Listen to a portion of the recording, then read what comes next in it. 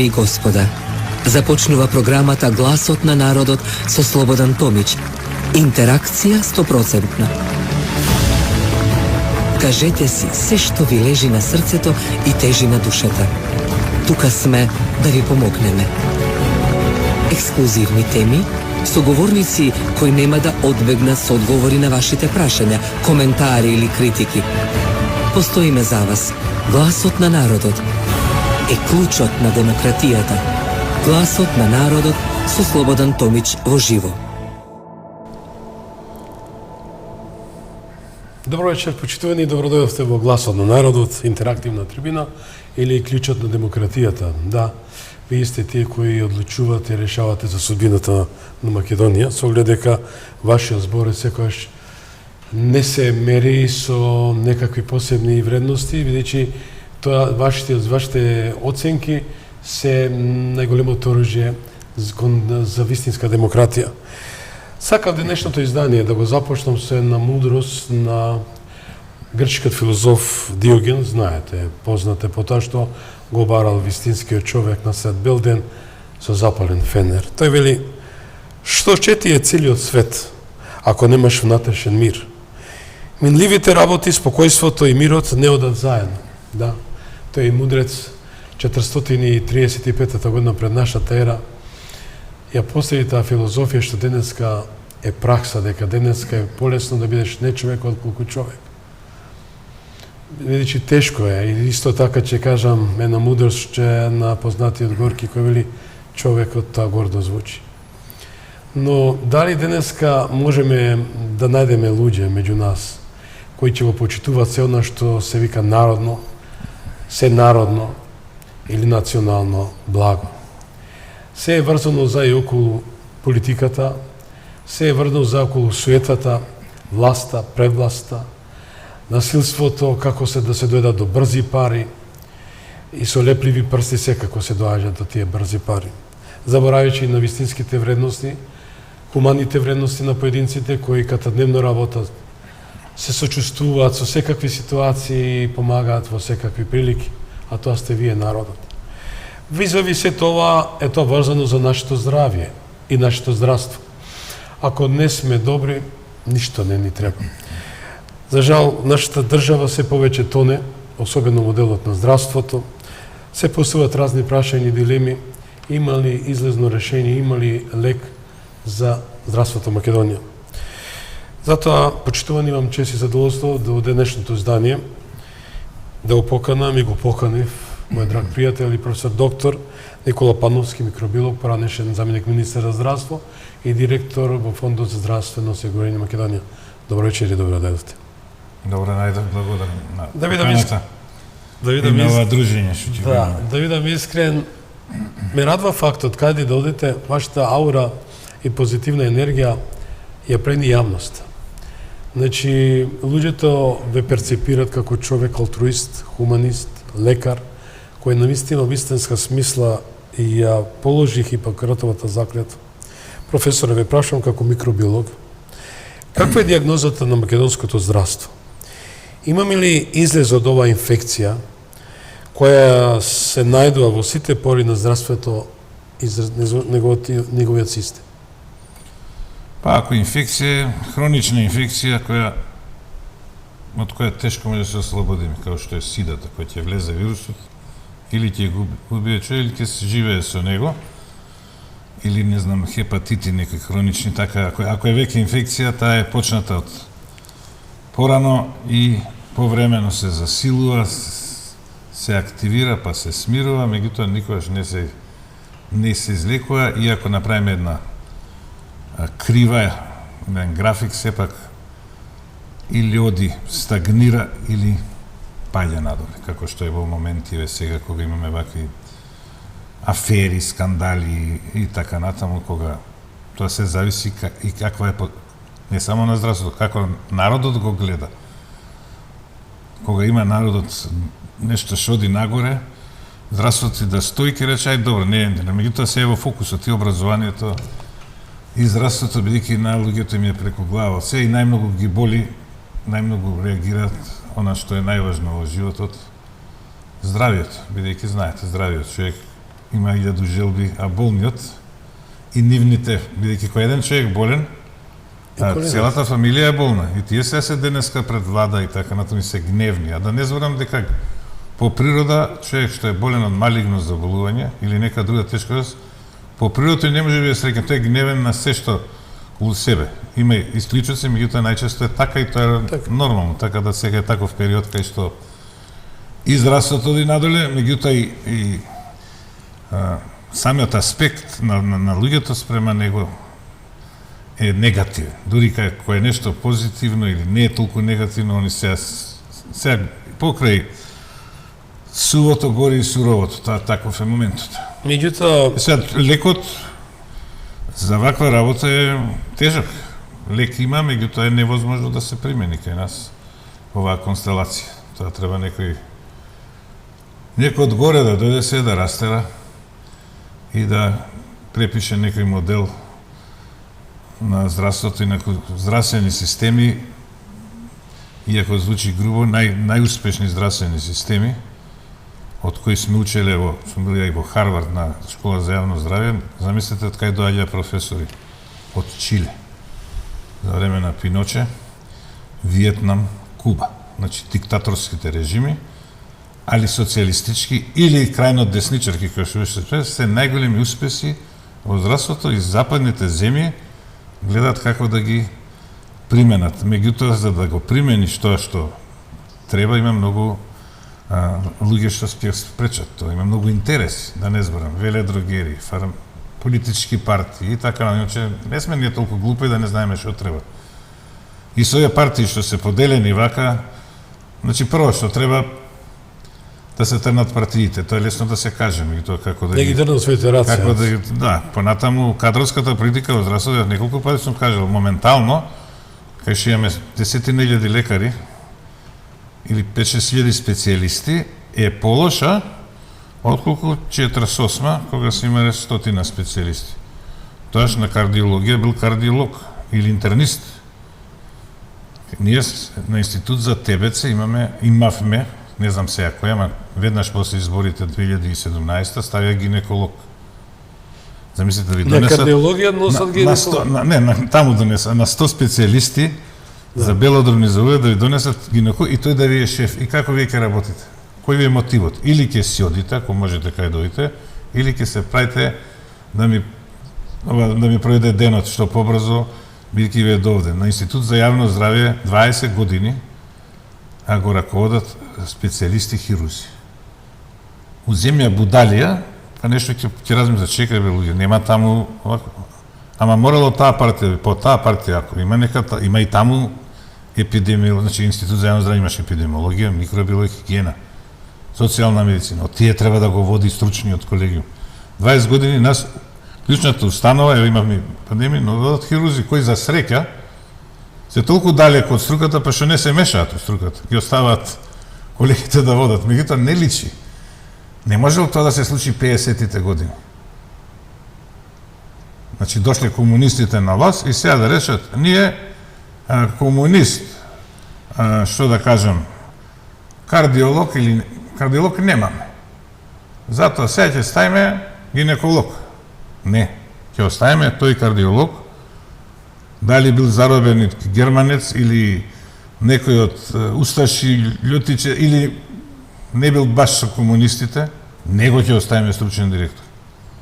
Струката е поважна. Значи, така размислувале дури тогаш, тие крути комунисти, ние сме полошо тоа, што да ви кажем како лекот. Ете го лекот, прво треба ова да се смени. Значи, партиските кадри да се трнат. Втора работа... Тоа е пракса во сите изминати години. Втора работа, постојат здравствени домови во натрешноста кои постојат за да се вдомат луѓето таму. Имате многу администрација. Значи, се имаме ситуација докторите и сестрите одат у странство или приватно, дали некоја приватна болница зема сметководители од јавното здравство или правници или не знам што административци, не зема. Оперативци си. Да, ќе си зема. Од младите некои деца ќе ги земе да работат и не зема во толкав број. Значи, тоа е вториот проблем. И многу други проблеми.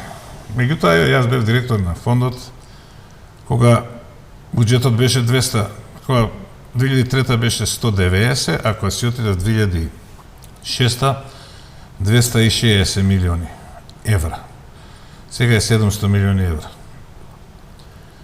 Точно е дека еврото паднало и бензинот поскапел, ама сепак мојата тоаш пресметка ни беше со 330 милиона ние може убаво да работиме тогаш. Сега со 700 не иде работа. Зошто не иде, треба анализи. Меѓутоа, не се тие многу пари, ама не се ни малци ако правилно се распоредат. Со 300 не викате дека беше рентабилно се оке. 330 има в анализа што ни фали. 760. Сега тук има многу голема дискусија. Да речеме, јас кога ставим функција имаше 9000 луѓе што прима инсулин. Кога си отите 20.000. Сега се 40.000. Имаме прашање за Значи, мислам, многу работа има тука. Професоре, светоци сме дека здравството во Македонија се мисли на државното, никако да изнајде вистински решение за едно соодветно здравство. Зошто го велам?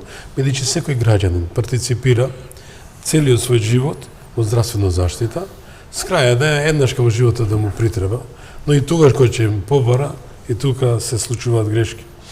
Од друга ситуација, колку тоа пред се хумано, етички, морално, имајќи ја пред се Хипократовата заклетва визави тоа што го добиват граѓанството како заштита, здравствена заштита. Па главен проблем е што кај нас на некој начин без разлика кој на вас популистички се носат правата, значи на хартија има големи права, без да се гледа дали тие може да се остварат. Кога ќе пресметаш за 40.000 за диабет и така натаму, за сите кои ќе се пресмета, треба основниот пакет да го прилагодиш на тоа. Ако ти во законот имаш поголеми права отколку што можеш да ги оствариш, се случуваат вакви куршлуси кај што не можеш да решиш работата. Второ, во законот не пишува дека Фондот за здравствено осигурување ќе им дава плати на болниците или на здравствени домови кои работат нерентабилно. Пишува дека ќе купува услуги. А во пракса и тој што работел одлично и тој што нема работа, што не бил успешен, што не му доаѓаат пациенти, тој најдобар, тој не прави долгови, платата му тече, нема афери и супер. Едино што нема ни пациенти. Ние кога немаш пациенти, значи има специјалисти, има цели установи кои немаат пациенти, кои треба да се затворат, а не спомнам имиња на градови. Меѓутоа, тие се зимаат плата и се одат дом одморни. А има некои се утепуваат од работа, им се случуваат инциденти, скандали, зашто само тој што работи може да сгреши. Тој може и долгови да направи. Така да таа работа што кажав дека ние здравството ни социјала. Многу луѓе се вдомуваат во здравството и дали одат на работа или плата добиваат од дома е проблем. Значи администрацијата која јаде држава и го јаде стопанството е пресликана и во здравството. Едно 5-6 од тие 20 нешто се тие што им го зимаат лебот на здравствените работници или правата на пациентите. Тоа е основно. А баш кај што има проблеми во организацијаната работа и така натаму да се среди. Морам тука да го задржам вниманието, бидејќи ми беше представено независниот синдикат на здравствените работници господин Бојчевски, кои со така упати апел до власта да се час поскоро реши прашањето за кадарот кај што припаѓаат медицинските сестри и техничкиот персонал кои наидуваат на една тешка екзистенцијална тешка ситуација во која навистина се наработна екзистенцијата, од друга страна нема ехо, нема фидбек. Како би го коментирали сето тоа? А имајќи факт дека тие дават медицински услуги на тешко болни пациенти. Во овој период се пројде време, меѓутоа негде, мислам министер беше Филип, че платите се покачија значително, особено во клиничкиот центар. Ако не сте гледале, имаше една директорка што взимаше дежурства многу, меѓутоа ако видите незината основна плата беше 140.000. Во клинички центар. Значи не е 30.000, туку 140.000. Значи дежурствата се 5.000. Меѓутоа во здравствениот домови, особено вакво, значи ние како редовни професори можеме да кажеме, ама не сме многу, иако пред одна пензија, имавме солидни, за Македонија солидни плати се. Секој може да каже, ја заслужам 5000 најмалку, али се зима по некои 100.000 денара, ако си на раководство и нешто, раководна функција и повеќе. Меѓутоа, инфлацијата толку расте, така да иако просечната плата е 500 евра, најниската не знам колку, сепак инфлацијата те трка. И тешко тука може да се каже што е се, што да одговори владата, од кај тие пари ќе ги даде. Не е едноставно. 30% за не знам колку луѓе, треба се направи пресметка, бидејќи ако ги даде фондот за здравствено осигурување, ќе останат некои програми или некои лекови треба да се скратат. Тоа се големи пари. Веројатно не може наеднаш. Така да тешко можем да кажем. Тешки се тие работи. Дали пред се прелива од едно на друго. Стопанството е како што е и најубаво е на сите да зголемиме 78% како на функционериве и утре да земеме плата на 1 октомври и да се распадне све. Колку е оправдано или да имаме инфлација која што имаме пред 30-40 да, години. но колку е оправдано, да бидам искрен, да имаме тој диспаритет, таа дискрепанца, некои 78, а некои па да видам искрено одва имат... Апсолутно најлош потек, иако Уставниот суд го донесе и многу време помина за да го сменат. Мислам, ако 100.000 луѓе, јас сум пензионер, толкава антипропаганда да си правите. Значи, јас помножив, околу 700 евра е тоа по човек, на 1000 души. Покачување. 700.000 евра. Пензионерите вика, дајте ни на 78%. Не, јас би рекол да сум на... ви ги вие 700.000. Грешка беше. Вие сте 350, секој по 2 евра нека земе. Толку се парите за 2 евра за пензионер. Значи, кој ќе израчуна, некој не пресметува кога ги кажува тие работи, не се реални. Да. Иако се замолчува пензионерите. Меѓутоа 300.000 по 50 евра секој да земе. Тоа се 15 милиона месечно. Треба да се најдат тие пари, 15 милиона месечно. Меѓутоа Македонија пуста така да, дефиниција... тие се тешки работи да ги кажам, да. Најлесно ми да кажам, треба ми се дае не 30, 70%. Ама ќе удари инфлација, ќе ни падне и еврото и девалвација. Професоре, во една напредна, цивилизирана држава, политика, некој кој се нафати да менаџира државата, треба да превладува рациото. Значи да привлекува странски инвестиции, да донесе финансиска потенција и ред други работи, па да биде се окей. Од друга ситуација имаме една голема себичност, значи заборават на основниот фактор, а тоа е народ, а народот дефинитивно го представуваат луѓето, особено кога речам социјалата која е искрено 340.000 народ, пензионери, тоа е огромна бројка, од кои 90, 150, 120 исправите ме, ја ви се придржив, знаете. 20.000. Не, па сепак, да, со тоа што не е вкусно, не е убаво ни за уши, ни за очи, да видите која голема дискрепанца во однос на социјалата. Вела, слушам, пензионерка вели, не е глумачка академија, тоа е факт. Не сум купила, вика, лубеница. Не, го гледа се тоа. Значи, сето тоа, знаете што, јас одам оваа ситуација, почнаме за здравството, али во контекст на сето тоа.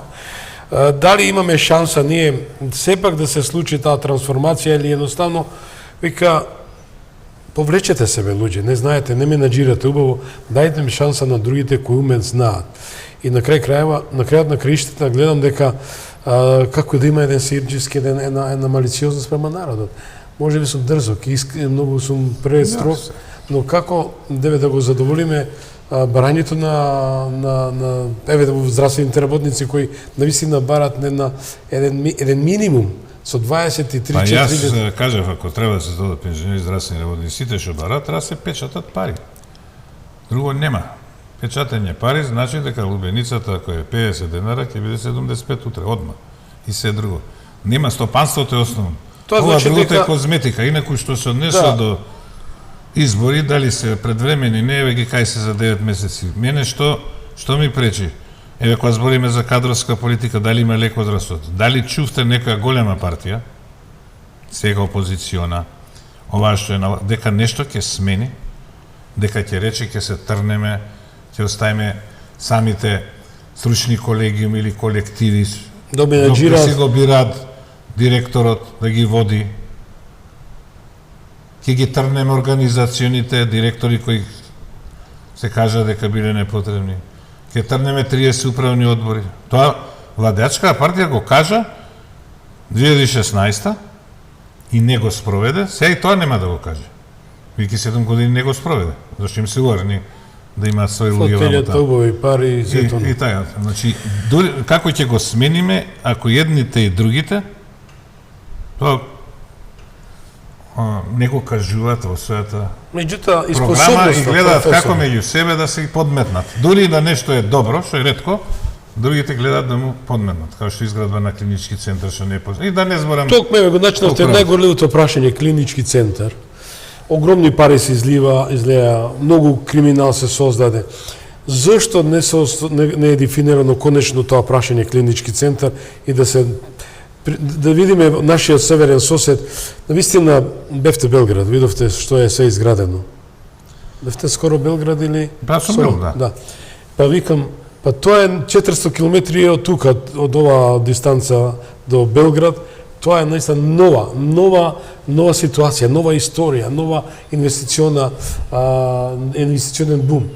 А од друга ситуација Македонија се фалеше и имаше, што е точно, имаше неколку градежен бум.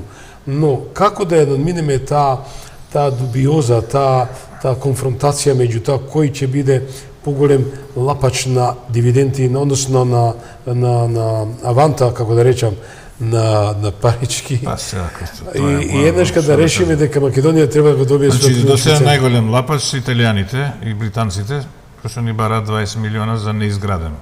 Како и Бехтел и Ненка, што си 240. Сега ќе видиме, тие почна. Меѓутоа имаме ние у град Скопје за сајмиште имавме што го дале на Изгейт, а на тие претходните што платиле комунали не им ги враќаат парите. И нормално на суд си ги добија. Тие се на арбитража, го добиле тоа. Го добија, нели беше блокиран градот. Значи 1,5 милион не сте уложиле ништо.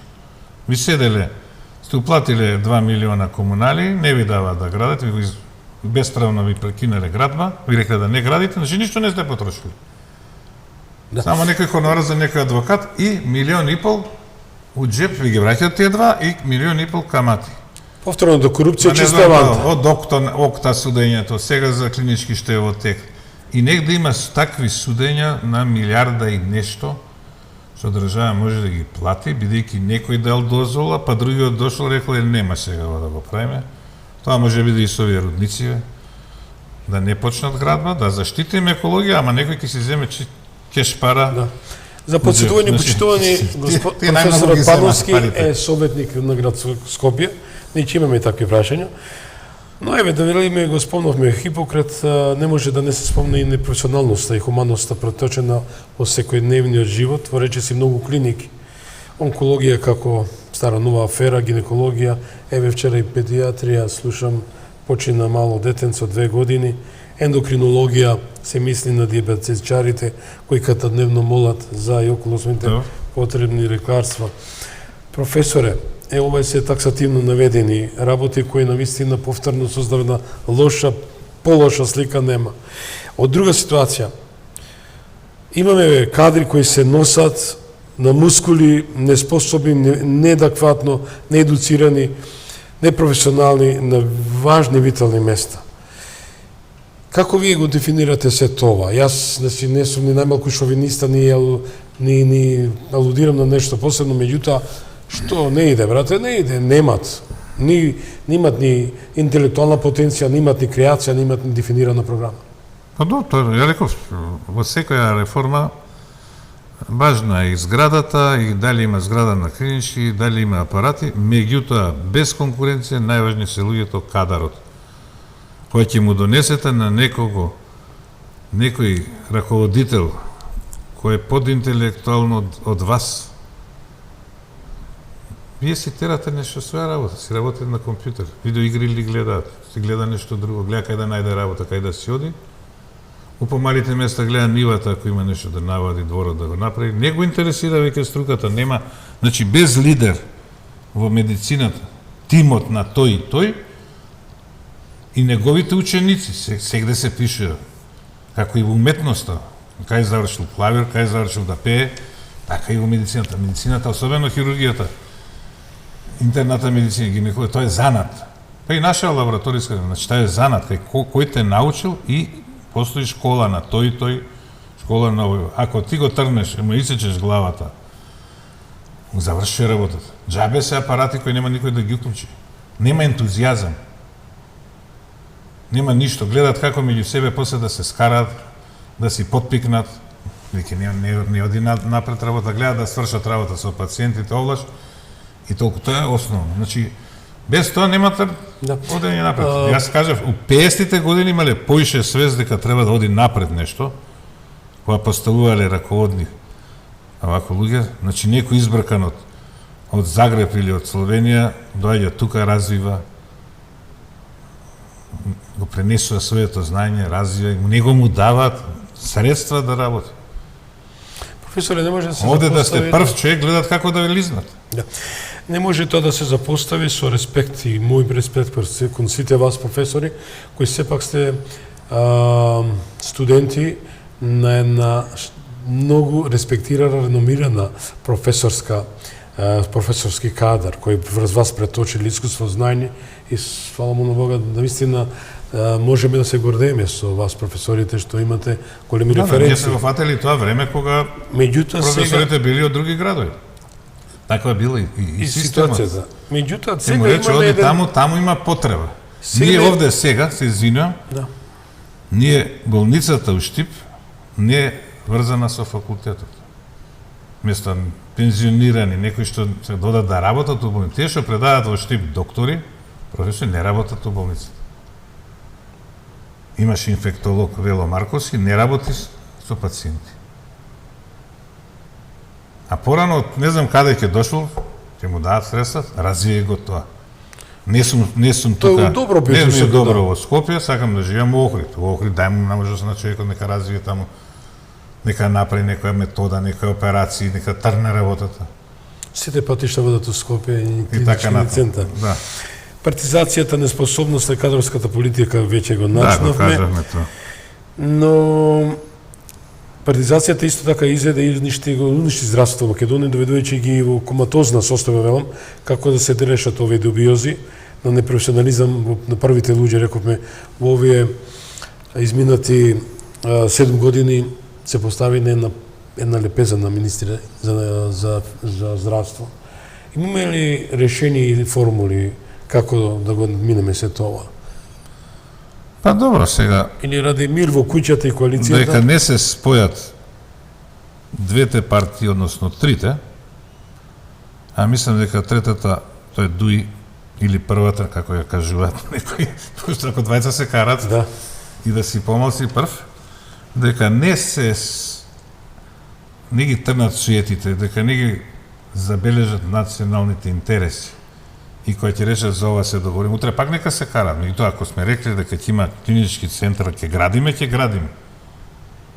Ако речеме ќе градиме споменици, споменици градиме. Готово, тоа треба да се знае претходно. Ако речеме ќе го менуеме уставот, не вака под притисок. Под присила. Да, кај што се гледа кој ќе победи на изборите, дали ми одговара да го прифатам, дали не. Претходно требаше, лани требаше да се договори. Значи, сите тие работи дека не се договорат, како и во здравството, како што кажавме за кадровска договор, нема да мрдне работа. Значи, лек е само тоа и да речат, утре ќе ставиме овој човек, ако има таков, ако не ќе го најдеме, за здравство, нека работи едно 4 години со програма и да се почитува строго програмата. Ние еднаш сме успеале да направиме стратегија 2006-та, ВМРО дојде на власт, не ја гласаше, гласавме 2007-ма, утрената која се донесе стратегијата. Како што и сега програмата на СДС. Ништо не се почитува. Таму пише, во Македонија ќе има еден клинички центар. Еден медицински факултет пише во стратегијата. Утредента, дај не да го расцепкаме на 30 клиники, да ставиме економски директори и така натаму, така е подобро. Значи не се почитува ни тоа. Што Што беше е лошо договорено? да почна договорот што беше подпишан со ВМРО? Чисто прашам онака. Дали ќе беше добро решение? Ве прашам како Кој лекар. договор? За кој збор За договор? првиот договор Никола Тодоров што ја поднесе иницијативата италијаните, дали кај беше? Да, тоа е веќе за изградба. Јас зборам сега за организационна Да, структура, да се кај што е поставиш, поделена добро. на клиники. Некој Да. Тодоров имаше двајца министри од едниот беше од ДП, а другиот беше од ДУИ. Бујар Османи беше претходно беше овој Имер Селмани. Па, не може да се договорат. Не знам зашто. Тогаш кога почна да се гради, требаше, кога ќе почнеш да градиш објект, кој ќе трае поише од колку што ти е мандатот, предпоставувам. Сите мислат дека 100 години. Треба и опозицијата барем да даде некој гарант дека ќе се среди таа работа. Не може вака една толкава дупка барем да направи паркинг, да се затрупува после тоа и да плаќаме 20 милиона. Мислам, нема логиката. Значи, Околу, да. Сега, ако веќе почнало да се гради и ако гледаш дека ќе изгубиш судот, па не сме ние толку богати 20 милиона да даваме и да немаме ништо. Па една зграда ќе имаме таму. Каков таков центар ќе беше. Дефинитивно. Професоре, си дадов за збор, да, си дадов за збор, бидејќи го водам случајот неколку месеци, за и околу големата хајка против професор доктор Сашко Јовев, кои пациентите го бараат. Значи, нема тука национална припадност, верска припадност, политичка припадност. Едноставно, професорот докажа дека е голем, пред се професионалец, хуманист, алтруист, лекар. Едноставно покажа дека 9 трансплантации, 9 животи подарил, што се вика, благодаречи на донорите кои дадоа од се семејствата нивни согласност, но сепак тие луѓе денеска живеат. Од друга страна видовме што се случува врз професор доктор Сашко Јовев. Една вистинска тортура, едно маловажување, дискредитација, девалвирање. Како го толкувате и како професор ве прашам, доктор, и како колега него и како човек пред се? Па ја, кај што сум стигнал да зборам на телевизија јавно, секој сум го спомнал дека тоа е еден голем скандал. Бидејќи такви установи нас не требат, особено државни, кои ако почнат они да работат, ако им станат тие рутина трансплантациите, цело Косово, Јужна Србија, кои од странство доаѓаат. Сме имале такви случаи, се да не спомнам имиња, кај што така е. доаѓале, спиеле у Гранд Хотел, јас сум бил студент, за да се оперират кај да речеме професор академик Љупча Серафимов, покојни колена, значи нова метода. Знаете колку пари има сето? Чисти пари. Прво, хотели се плаќаат, храна, ресторани, се тоа. Некои градови живеат, јас сум бил у Питсбург, градот живее од здравство и од образование. Нема таму фабрики. Добро рековте, регионално и пошироко. Тоа го има. И се место да го стимулирате, да тој Сашко произведе 10 Сашковци. Пошто тоа е занат. Тие ако учат со него, да се шири таа работа. Не знам од кои причини, дали е светата на министерот, или у последно време се мислам дека се замирил со некој у СДС, бидејќи местото, кај нас пренос се дели као да сме освоили некоја тврди, него делиме пренос сега, местото е на СДС и остана да СДС предложи. Во секој случај, за мене скандалозно е што СДС не реагираше и тука сега се сомневам да таму нешто не им свршил работа, не се скарал со некого, на таква позиција беше дека требало тоа да изгледат, а не да се прави ваков скандал, као да работат спроти себе. Ако било под министерот, лично, без разлика што е Дуи, што му веруе само на Ахмети, сепак една реченица чекав Алијанса. Да, така се извинам. Една реченица чекав од Ковачевски. Ја да сум премиер, ќе го сменам министрот, па утре нека падне владата. На вакви работи некојаш треба да се стават црвени линии. Ковачевски тешко да реагира, јас ќе спомнам повеќе пати. Тој е премиер сега. Професоре, верувајте ми, јас... Ама видите, нема кој треба да не заштити нас. Кога ќе ме заштити, ја веќе пример ќе дадам. А како ќе оди државата напред? Никогаш нема да оди со ваква политика, со ваква структура на ментална матрица. И јас реагирав во едно од моите колумни, се прави на дигресија, кога се отвори тој фантом клуб во Битола, и го чекам Ковачевски да се јави, нема мукла. И го читам, нема ни 20 минути, Оливер Спасовски. Прв од политичкиот амбиент на СДСМ излезе осуди јавно. Значи и во самите политички редови на СДСМ има луѓе кои си ги вршат работите и прават како што треба. Па после срам да не пукне и пукна срам, и се појави, што велите, Ковачевски. Од тука, точно, се согласувам, требаше господинот Ковачевски да излезе, кој добил покана да учествува, да присуствува на пресконференцијата на отварање на хибридната Така? И беше, да, и беше. Не бил овој министерот, се дали Министерот суета. не можело, тој термин, ама што е тоа битно за 2 милиона долари За да тие донесеш, пари што ги- да донесеш 2 милиони долари в грант од Светска банка за една клиника, како се вика тоа може да, професор, вие сте лекар, тоа може пациентот да функционира и без срце, така да кажа. дозе екстракорпорална Екстракорпорално, да. циркулација и да се прати. Да. Па таа кардиохирургија, луѓе се обучија и отиде у пензија без да оперираат, бидејќи не може да се договорат дали да биде на торакална хирургија, во која зграда да биде, дали да ја водат торакални хирурзи или кардиологија. Па на крај, значи јас И од тука имаше проблеми, од тоа тука сум студент, тоа се расправаше. И конечно се отвори да му речеме фала тебе Боже што имаме единствена работа што може да се пофалиме во светот со трансплантации. 9. Така, и треба да помислиш кого менуваш и што правиш. Не е само човекот, колективот го уништуваш. Луѓето се сега демотивирани и денеска се Професор случило Пановски, и некој инцидент на И тоа, јас не значи би тоа е шпекулирал. неочекувано. Па може и више преку глава на Па секој. нема, очекувано е тоа дека. Јас колку што разбрав на такво место донесоа нестручен да, не можам да кажам ракодител. кој е, меѓу да не го знам. Слушам, така се збори. Ќе се зборат. И нестручен, некомпетентен, така зборат. Дури не знел да оперира. Верувајте ми. Лесно е да Тоа го кажеш, он слушам. нека оперира, нека биде друг директор. Но Зависи од како и директорот. да е, јас не сум тука да судам дали знае колку, меѓутоа слушам по кулуара едно друго, кој се е фидбекот. Професоре, јас би ве прашал, вие сте во доменот на микробиологијата, сведоци сме дека и Бога ме здрав глас ја чува, секој ден вели би се повторно се враќа вирусот, повторно ковидот. Слушам во непосредното обкружување бројката се зголемува, се затвараат едно друго. Слушам дел регионот у Македонија, некои градови се доста атакувани од новиот вирус. Може да кажете нешто за тоа? Па ништо, нормално е се. Трнаш школите, луѓето се врати од одмор, се поеше во контакт. После имаме еден, да речеме, нов вирус е 3 години веќе циркулира, кој за разлика од грипот не чека зимата, туку и летно време.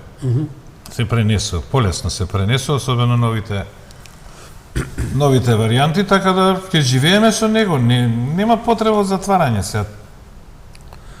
Мислам, тие случаи што и кажа Институт за јавно здравје дека биле 140 во август, па се зголемиле. Мислам, 140 ништо. Односно, големите бројки што ги имаме. Мислам, 140 Дали може да очекуваме на поголема бројка? Секако, зависи прво колку ќе се тестират. Иначе бројка секогаш ќе има. Се у градинките, у школите, работни колективи. Значи, како што доаѓа зимата, ќе имаме поголема бројка, меѓутоа не мислам дека ќе има епидемија и дека ќе треба посебни мерки. Инаку страдат луѓе со коморбидитети, постари луѓе и треба да се трне таа грешка што се направи. Која? Да се вакцинираат млади луѓе, да се држат во изолација млади луѓе. Младите луѓе треба да се пуштат во оптек, тие треба да работат. Некој можеби ќе почине, ќе се разбере. Така било секогаш. Меѓутоа тие ја водат борбата против пандемијата и ги заштитуваат постарите. Што повеќе се надвор, што повеќе се во контакт со вирусот, тие станат поимуни. Нацијата станува поимуна. Тоа не може да го дозволиме на стари луѓе кои им е ослабени, нив треба да ги заштитиме. Значи сега ја повторно предлагам, ако е човекот болен, нека седи дома. И маска да носат болни, не здрави. Болниот ако мора да излезе до негде, нека стави маска. И веројатно болниците да се врати, веројатно ќе врати комисијата си на болниците да носат маски по ходници и така натаму. Може да Тоа важи очекува- за сите болести, не само за сите респираторни болести. Не е важно дали е ковид, грип, настинка. Не може да не снајде она што беше 20-та. Не. Никој случај. Никој случај, не, ама не би требало. Немало таков случај во историјата. Превентива. Секоја пандемија трае 2,5 години, после може да има нешто и како после афтершокови, да има мали епидемии. Во секој случај, дали е место и време за паника? Не, апсолутно не. Морам да ве прашам, и околу бидејќи сте во градот советник, слушам, че имало прскање на возрастни коморци, се насмеам, боже мој, има такви можеби. Но сведок сум, гледам дека тие јурижија, да има навистина многу такви инсекти, едно друго. Дали се е заштитен, се заштитува градот од овај Па добро, комарција се секојаш тема на источни лекови, знам дека го. Значи има едно прскање со авиони, другото треба да е за тие ларвите, за од земја. Да. Трето, треба малце политика на здравствено воспитување. Колку градот Како вложува, да се тргне. дали навистина го правите тоа колку град Скопје? Тоа е стајнова програма и толку, ние понатаму детали не влегуваме. Кој добил на тендер, што добил на тендер, не влегуваме. Тоа е после извештај може да се даде. Мислам, не Може да се шминка тој извештај после. се Сега, може, да. мислам, Професоре, не можам да знаеме да тоа. избегнам, а да не ве прашам.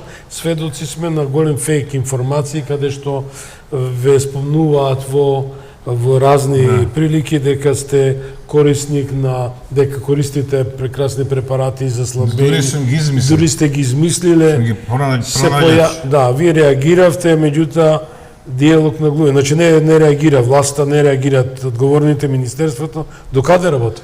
Тука спаѓа и што го спомнаме Сашко Јосиф, Сашко, не толку, Маја да. Мојсова, Вело Марковски, Да. Жан Митрев, Сашко Сашко Кедев. Кедев е од првите ветеране. Нико Бекјаровски сега го вклучија и уште многу други.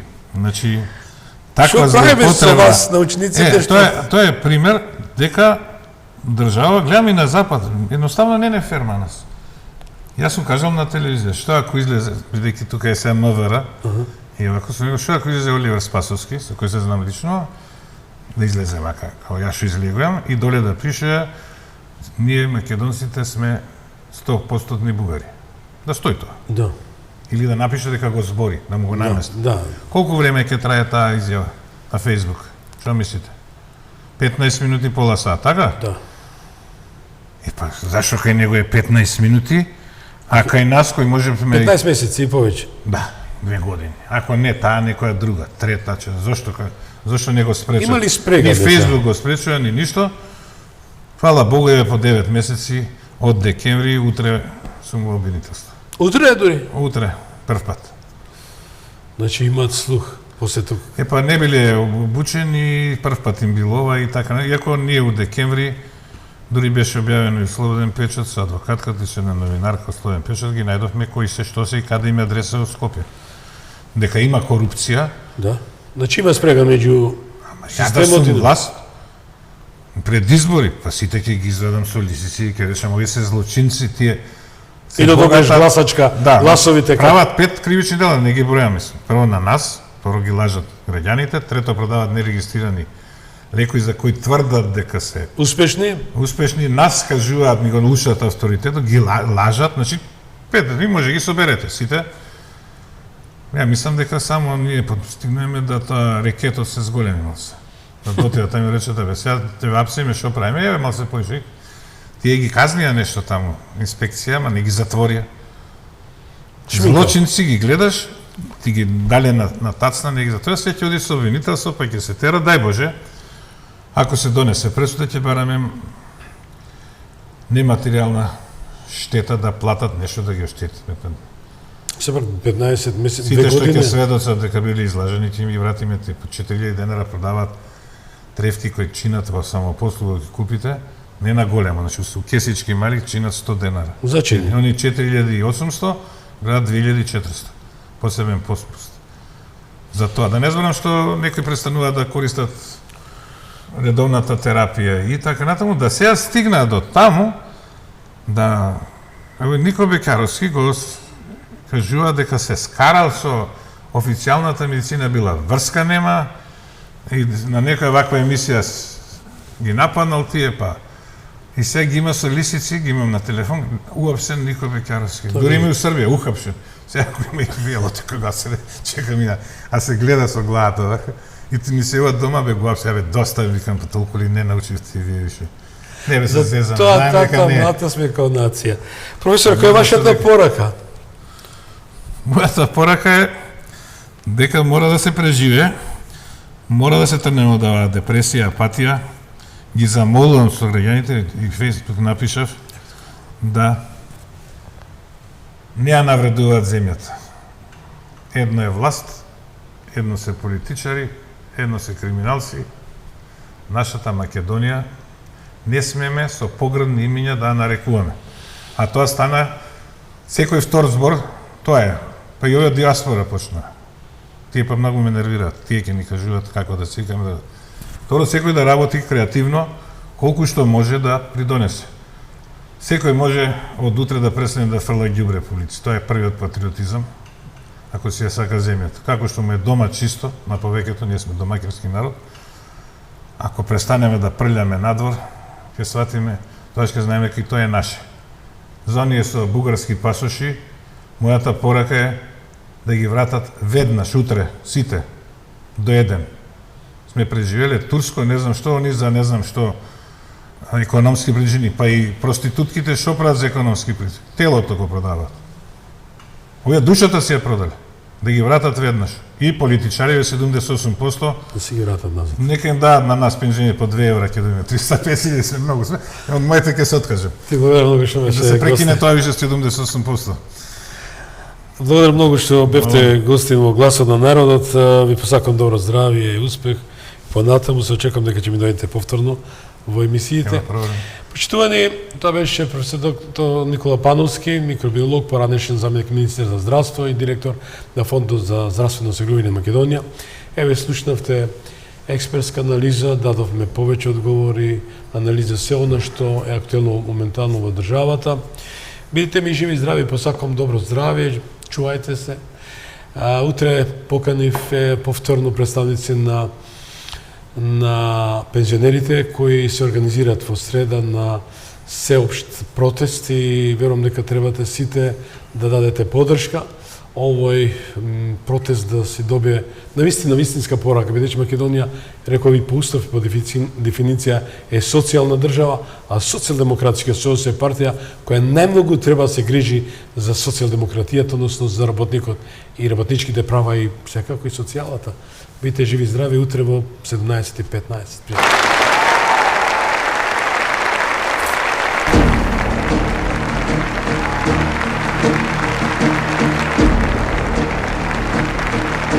Ви благодариме што бевте дел од Гласот на народот со Слободан Томич. Ве очекуваме утре, во исто време, на Вистинска телевизија.